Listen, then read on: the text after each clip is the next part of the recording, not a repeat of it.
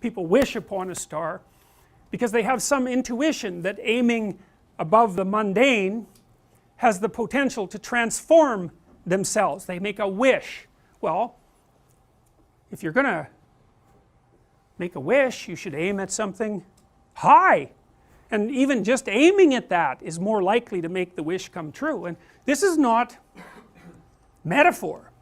You know, I have this program which you guys are going to do called the Future Authoring Program. It's one of two assignments. One is that you write an autobiography, that's the past authoring. The other is that you write a plan for the future, that's the future authoring. I would recommend that you get started on those right now, like not right now, but like really soon, because they're harder than you think. And some of you are going to write like 15,000 words.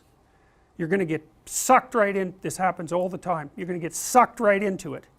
And so you write an autobiography because you need to know where you are and who you are right now, because how the hell are you going to plot a pathway to the future unless you know where you are? And then you need to write about the future because you aren't going to hit something unless you aim at it. That's for sure. And lots of times people won't aim at what they want because they're afraid. The reason they're afraid is because if you specify what you want, you've specified your conditions of failure. You know when you fail. And it's better just to keep it foggy. It's like, well, I don't know if I'm succeeding or failing, but you know, I can't really tell. Well, great, except you can't hit anything you don't aim at.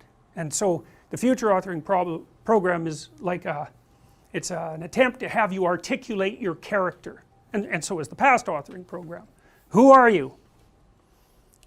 And you know, the past authoring program, it asks you to break your life into epochs and then to write about the emotional, you know, the things that you regard as important events that have shaped who you are. And you know, you may find that some of that writing makes you emotional. And I would say, if you have a memory that's more than 18 months old, roughly speaking, and when you bring it to mind, it has an emotional impact, especially a negative emotional impact. It's like part of your soul is stuck back there. And I know that's a metaphorical way of thinking about it, but what I mean is that the reason that you still experience the emotion is because you have not solved the problem that situation faced you with. It might be a real problem, like maybe you got tangled up with someone who was really bad, and that's rough, man, because you've got to come up with a theory of malevolence to deal with something like that, and that's no joke. But if it still produces emotion, it means you haven't solved the problem, and your brain is tagging it as threat. It's a part of your territory that you did not master. Threat, threat, threat, threat, threat. And until you take it apart, and articulation really helps that, writing really helps that, then you're not going to free yourself from its grip. And that might not be that pleasant. I mean, this is one of those situations where doing it tends to produce a decrement in people's mood in the short term, but quite radical improvements 3 to 6 months down the road. You know, and it's often the case that you unfortunately have to do something you don't want to do in order to progress. It's very, very common. So, and the future authoring program asks you about different dimensions of your life, like, because you know, you can think of yourself as a personality inside your head, but you're nested in systems that transcend you, and they're just as real as whatever's in your head. It's like, well, what do you need for life? Well, that's pretty easy actually. Some friends, that's a good thing. Intimate relationship, that's a good thing. A family, you know, either the one you're going to produce or the one that you come from, where people to some degree love and care for one another. That's a good thing to work on. You need some plan for your career. You've got to fit in somewhere that people regard as important and that they'll trade with you so that you can live. You need something worthwhile to do with the time that you're not at work, and you need to pay attention to your mental and physical health, and you need to regulate your use of substances, which is a strange one, but alcohol does lots of people in, so it's worth thinking about. That's why we put it in there. So then it's like, okay, what the hell do you want? What do you want from your friends? What do you want from your family? What do you want from your career? If you could have what you wanted, and that's what the program asks you, 3 to 5 years down the road, you get to have what you want.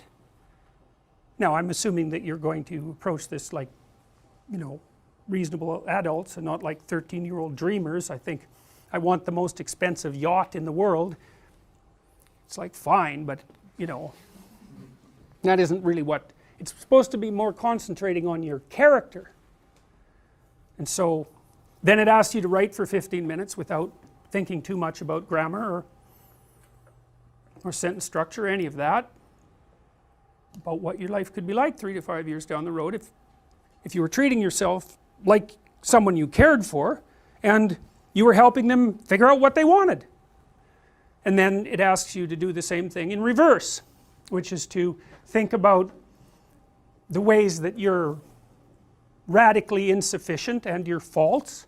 And everyone knows this, I think, you know, maybe not, but everyone has a sense of if they were going to degenerate, how they would do it. You know, some people would be an alcoholic, some people would be a street person. It's like there's some doom thing out there that's got your name on it if you're particularly incautious and, you know, don't and let things fall apart. So I want you to write about that. What do you not want to have happen in 3 to 5 years? And there's psychological reasons for this, eh? One is, if you have something to aim for, that's a source of positive emotion, because your positive emotion is mostly generated by evidence that you're moving towards something that you value. It's not generated so much by accomplishing something, because when you accomplish something you're just left with the problem of whatever you're going to do next. So you graduate from university, it's like, you know, hooray, one day you're at the peak of your undergraduate university career, the next day you're unemployed and looking for a bad job at Starbucks. So, you know, well, you see what I mean. It's, you know, it's that, you know, one problem that you solve is replaced by another problem, and so the idea that you're going to be happy when you solve all your problems is like, haha, good luck with that theory. But you know, if you're aiming at something worthwhile and you really believe it's worthwhile and you've thought it through, you know, so that you're not weak, you've got your damn arguments mustered, then when you make progress even a little bit, you think, hey, that's all right, and you get a little kick, you get a little dopamine kick, and that's what you want, because that's where your positive emotion comes from. You can use cocaine if you want, but but you know, that tends to have relatively detrimental medium to long-term consequences, but it activates the same system. So you have to be aiming at something, and you should be aiming at something that's realistic, that you want, that you could get, you know, like not easily, because if it's easy, in some sense you've already got it. It's got to push you, that's part of the pleasure actually, because there's two things that you want to do when you're pursuing something that's important, and one of them is to get the thing that's important, but the other is to make yourself better at pursuing things, right? So you can get both of those at the same time.